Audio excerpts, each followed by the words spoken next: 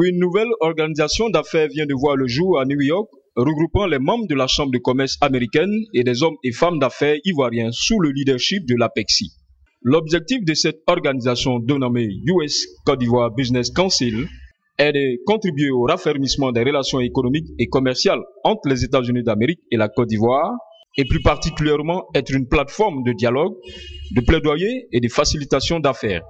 C'est donc un grand coup que vient de faire l'APEXI le 24 septembre 2012 en présence de M. le ministre d'État, ministre des Affaires étrangères, M. Daniel Kablan-Duncan, représentant le président Alassane Ouattara et président la cérémonie de lancement et de la représentante du secrétaire d'État aux Affaires africaines, Johnny Carson.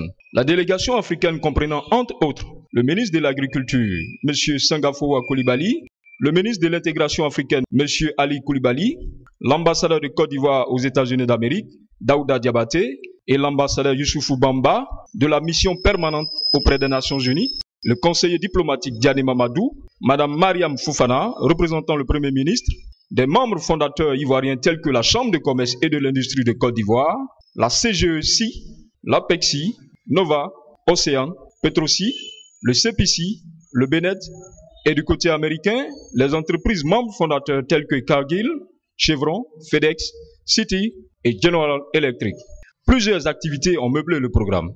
La tenue du premier conseil d'administration en présence de M. Duncan, avec le choix de M. Guy Mbeng, DG de l'APEXI, comme président de la section ivoirienne, et M. Greg Page, PDG de Cargill, président de la section américaine, la cérémonie de lancement avec la signature d'une convention de partenariat entre la Chambre de commerce et l'APEXI. Qu'on s'asseye sur une table, une feuille blanche et qu'on mette en place notre programme d'action pour développer le commerce et les affaires en vue de créer des emplois en Côte d'Ivoire. Je crois que c'est ce qui est important pour nous.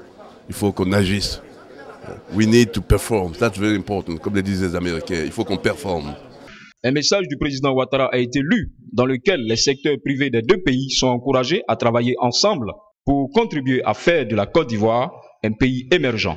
Au niveau du secteur privé, les possibilités d'emploi, les opportunités d'emploi sont illimitées. Il s'agit seulement de traduire en réalité concrète des projets qui peuvent permettre de créer des emplois. Un cocktail a mis fin à cette cérémonie.